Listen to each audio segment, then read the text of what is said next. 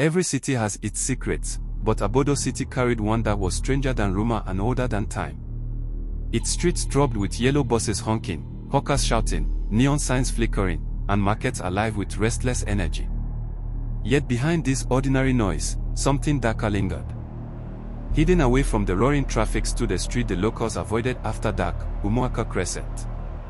Crooked houses leaned on each other, peeling walls whispered decay, frogs croaked from narrow gutters, and at its center, the shadow of an ancient iroko tree stretched wide like a watchful giant. The people of Obodo knew its secret. In markets, women bent close, whispering over baskets of yams and peppers, voices tense with superstition. In taxis and at street corners, one chilling truth was repeated again and again: on that street, no child ever grows old. Day and night, laughter filled the crescent, high, sharp, endless. Children played skipping rope, chased tire rims, and sang the same playground chants for decades. But something was wrong, for their faces never changed. Their joy was eternal, their bodies trapped. A boy with a missing tooth never grew it back. His smile stayed frozen, his laughter unchanging, year after year. A girl with a red ribbon in her hair never outgrew it. Her braids remained the same, her height unchanged, her smile haunting. Mothers who passed the crescent tightened their wrappers and muttered prayers. Fathers spat 3 times before turning away. Everyone feared what they could not name. The children, they believed, were no longer children at all, but spirits who had bargained with time. At the center of them all was Chika. She looked 12, but her eyes carried the weight of 40 years. She beat a small drum, and with every strike, the other children froze mid-step, as though tied by invisible strings. Her laughter was hollow, her smile sharp, her power undeniable. The adults of Umuaka Crescent lived in grief. Behind dim windows, mothers wept silently as their children never aged. Fathers stared in despair, watching youth become a prison instead of a gift. Those who tried to live discovered the truth of the curse. Their feet burned, their hearts raced, until they collapsed, dragged back to the crescent they could never escape. For decades, the curse stayed hidden. Until one day, outsiders moved in. Emeka and Ngozi, newlyweds seeking cheap rent, arrived with their newborn son, Obina, wrapped in Ankara cloth as bright as sunrise. Neighbors greeted them with stiff smiles and weary eyes, bearing gifts but no joy. That first night, Ngozi heard it, the sound of children singing long after midnight. Their voices echoed under the moonlight, circling the iroko tree. Children's chant, Vio overlay, haunting tone. We are the river. We are the stone. We are the children who never go home. Ngozi clutched Obina tight, heart trembling. The song chilled her bones. Emeka dismissed it as childish play, but deep inside, she knew something was terribly wrong. By the third night, Emeka's curiosity led him to the iroko tree.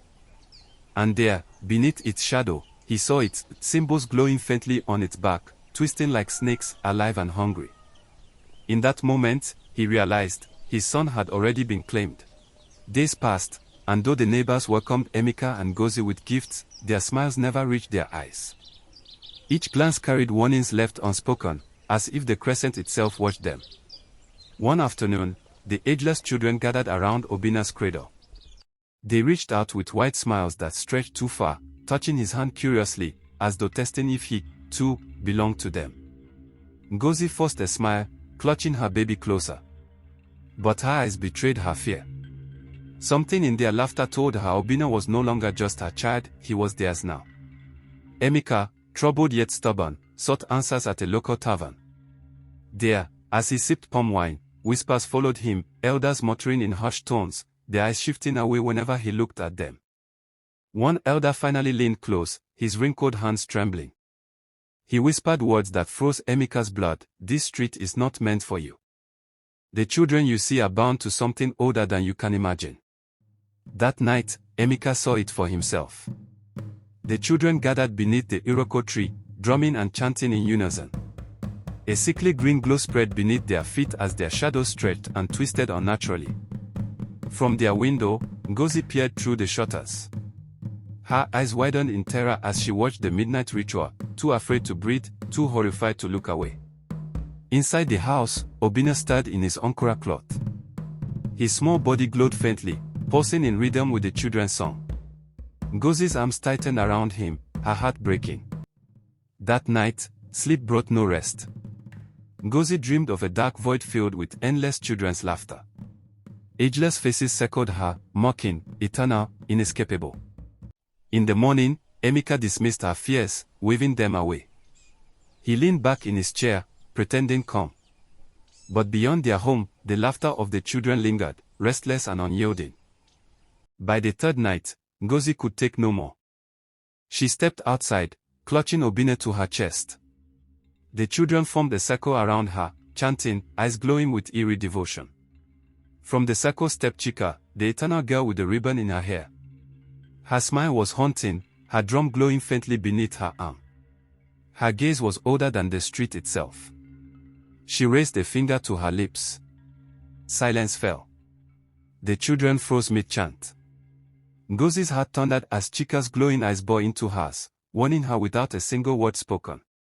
Then the ground itself stirred. Cracks split the soil near the iroko tree, roots twisting like serpents, symbols glowing brighter with each pulse. The crescent whispered its secret, the covenant was alive, and Obina was already part of it.